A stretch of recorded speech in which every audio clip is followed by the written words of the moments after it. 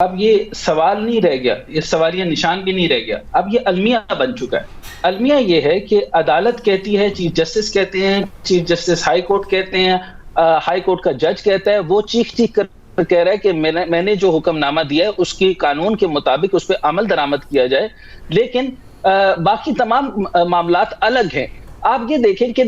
Supreme court اور court کو بالکل الگ کر دیا گیا ہے، ججز اور ججز کے فیصلے الگ ہو چکے ہیں، عدالت الگ ہو چکا ہے، حکومت الگ ہو چکا ہے، اور ادھر جو ہے وہ نیب سے فائدہ اٹھانے والے لوگوں نے، جس کے اندر ایک بہت بڑی لسٹ ہے، جس میں سب سے بڑا نام جو ہے نواز شریف صاحب کا ہے، ان کی فیملی کا ہے، اور اس کے اندر نون لیگ کے بھرے ہوئی ہے جماعت اور زرداری صاحب اور پیپلز پارٹی اور بھرے پڑے ہیں لوگ۔ میں آپ کو ایک اور بھی بات بتانا چاہتا ہوں کہ اس کے اندر جو نیب کی ترامیم کر کے شہباز شریف کے آنے کا مقصد ٹوٹلی یہ تھا کہ صرف اور صرف ترامیم کر کے اپنے آپ کو کلیئر کر لیں۔ نیب کا اگر وہ ڈاکو تھے تو ان کو ثابت کرنا تھا نا، جس طریقے سے انہوں نے کہا کہ ہم ثابت نہیں ہوگے تو وہ اپنے آپ کو بھی کلیئر کروا لیں گے، جیسے شہباز شریف نے اپنے آپ کو کلیئر کروا لیا۔ آپ کے لیے میں ایک عرض کر دوں کہ نیب ترامیم سے فائدہ اٹھانے والوں کی جو فہرست ہے وہ طلب کر لی گئی ہے، اور نگران وزیر اعظم بھی نیب کی ترامیم کے بینیفیشری ہیں۔ میں بہت خطرناک بات کر رہا ہوں آپ کے چینل پر۔ اور پھر میں آپ کو یہ بتاؤں کہ ایکسپریس ٹریبیون کی خبر ہے، یہ میری خبر نہیں ہے، 29 نومبر 2022 کی خبر ہے کہ blessing in disguise ruling elite major beneficiary of NAB law tweaks. اس کے اندر جو ہے ان میں اس خبر میں جہاں دوسرے نیب ترامیم کی بینیفیشریز کے نام تھے، وہاں انوار الحق کاکڑ صاحب کا نام تھا، اور میں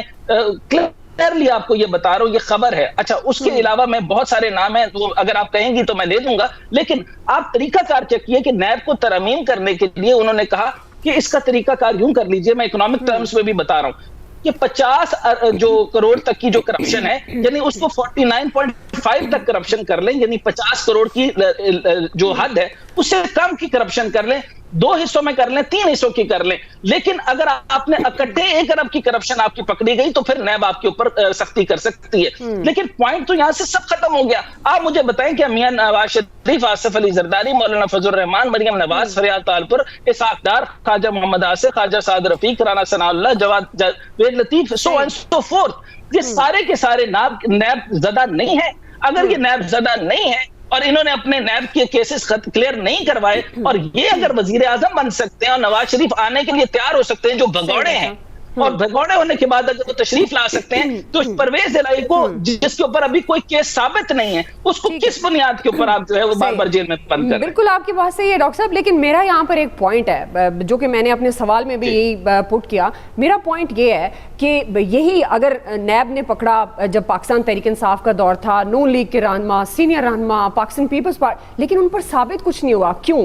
پھر یہ تاثر ہمارے ہاں کیوں پیدا ہوا کہ نیب جیسا ادارہ جو احتساب کرتا ہے، اور اس کا مطلب یہ ہے کہ یہ سسٹم کو کلین کرنے کے لیے ایسے ادارے بنائے جاتے ہیں، لیکن انفارچونیٹلی یہی تاثر کہ یہ سیاسی انتقام آپ اس میں دیکھ لیں، اس سے پہلے تھوڑا سا پیچھے ماضی میں چلے جائیں، تو یہ جو وجہ ہے، یہ لوگ تو نیب زدہ بھی ہو سکتے ہیں، سارے جو فوائد ہیں وہ انہی کی طرف جاتے ہیں، لیکن ایک عام آدمی کے لیے بھی تو ایک سوالیہ نشان ہے نا کہ جب وہ اداروں کی طرف دیکھے گا تو وہ پھر کہاں سے انصاف طلب کرے گا۔ بہرحال آگے بڑھتے ہیں۔ حافظ طاہر صاحب، آپ مجھے سن پا رہے ہیں؟ حافظ طاہر صاحب، یہ آپ کے نالج میں ہوگا، پرویز الہی صاحب کی رہائی اور اس کے بعد پھر گرفتاری عدالت کے واضح احکامات کے باوجود کیوں نہیں ملی؟ سیاسی نقطہ نظر سے اگر بات کریں تو کیا وجوہات ہو سکتی ہیں حافظ طاہر صاحب؟ بسم اللہ الرحمن الرحیم، نحمدہ ونصلی ونسلم علی رسولہ الکریم۔ دیکھیے، گزارش یہ ہے کہ یہ تو بڑا واضح ہے کہ ساری صورتحال سب کے سامنے ہے، اور اس پہ ہم کہیں کہ کسی کو پتہ نہیں ہے کہ کیوں دوبارہ جی حافظ صاحب، جی حافظ صاحب، میں آپ کی طرف دوبارہ آتی ہوں، کوئی ایشو ہے؟ رمی صاحب، یہی سوال آپ سے۔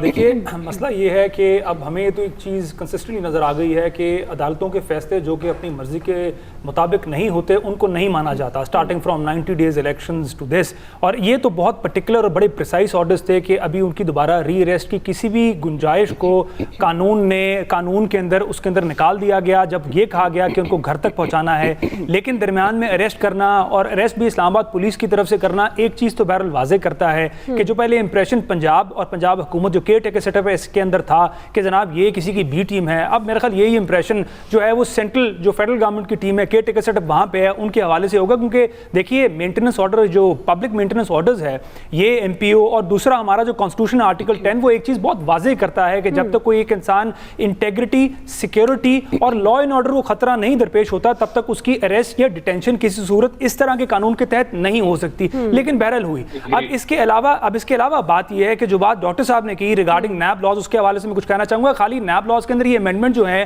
وہ ٹھیک ہے کہ اس سے پہلے بھی کورٹ نے منگوائی تھی لسٹ, اور وہ لسٹ اور اس کے بینیفیشری جو ہیں صرف 500 ملین تک محدود نہیں ہے. پرسوں چیف جسٹس کی آبزرویشنز تھیں, چیف جسٹس آف پاکستان عمر طاہر بندیال صاحب کی آبزرویشنز تھیں کہ نیب لا کو اس طرح سے ٹویک اور چینج کیا گیا ہے کہ اس کے اندر ایویڈنس ریکارڈ کرنا زیادہ کمبرسم ہو گیا ہے, زیادہ ٹیکنیکلٹیز انوالو کر دی گئی ہیں تاکہ وہ لوگ جو اس کے اندر پکڑے جا سکتے ہیں ان کو مزید گنجائش ملے بچنے کی. تو ایک چیز تو اب ہمارے سامنے واضح ہے کہ جناب نکلنا کیسے ہے. میرا خیال جج کو یہ کہنے کے بجائے صرف ایک کنکلوڈنگ ایک اسٹیٹمنٹ, صرف ایک کنکلوڈنگ اسٹیٹمنٹ انتقام کا نشانہ بنانے کا جو تاثر ابھر رہا تھا خاص طور پر پاکستان تحریک انصاف کے دور میں, تب یہ عدالتیں کیوں خاموش تھی؟ تب بھی تو غلط ہو رہا تھا. دیکھیے پاکستان تحریک انصاف کے دور میں مجھے کو 2 یا 3 ایسی گرفتاریاں دکھا دیں جو اس طرح ہوئی جس طرح سے پرویز الہی صاحب کو پکڑا گیا. نہیں مجھے صرف بتانے دیجیے نا, جس طرح پرویز الہی صاحب کو پکڑا گیا, جس طرح علی محمد خان کو پکڑا گیا, جس طرح شہریار افریدی کو پکڑا گیا. میں صرف اپنی کلیئرٹی کے لیے آپ سے پوچھنا چاہ رہی ہوں کہ یہ کہاں پر تھا کہ اگر کسی پہ ابھی جرم ثابت نہیں ہوا, آپ نے اس کو 90 دن 60 دن 5 مہینے 1 سال رکھنے کے بعد پھر بتایا کہ وہ کلین ہے. دیکھیے بات یہ ہے کہ قانون جب بات کر رہے ہیں قانون میں اگر آپ کو پروویژن لے آتے ہیں جو چیلنج نہیں ہے تو پھر وہ فیلڈ میں رہتی ہے. اب نیب لاز اس طرح کی پروویژنز دیتے تھے, وہ غلط یا ٹھیک تھا وہ بالکل ایک ڈیفرنٹ ڈیبیٹ ہے, لیکن نیب لاز کے پاس یہ پروویژن تھی, نیب نے اس کو ایکسپلائٹ کیا, غلط کیا یا ٹھیک کیا یہ ایک بالکل مختلف ڈیبیٹ ہے. لیکن جہاں ہم نے نیب کی بات کی, نیب کی فیلڈ کی بات کی, وہاں ایک اور چیز کو ذہن میں رکھیے گا کہ نیب خالی غلط نہیں ہے, ایف آئی اے بھی غلط ہے, اینٹی کرپشن بھی غلط ہے, پولیس بھی غلط ہے اور جوڈیشری بھی غلط ہے. تو اس کا یہ مطلب قطعی طور پہ نہیں ہے کہ ہم اداروں کو بند کر دیں گے. طریقہ یہ ہے کہ آپ اداروں کے اندر جو اکاؤنٹیبلٹی پروسیجر ہے وہ صحیح کرتے ہیں. اداروں کو ٹھیک بھی تو کر سکتے ہیں, جو ہم بار بار بات کرتے ہیں کہ ہر ادارے کے اندر ریفارمز کی ضرورت ہے. دیکھیے اداروں کو ٹھیک کرنے کے لیے آپ کو ایسے لوگ پارلیمان میں لانے پڑیں گے جن کا فوکس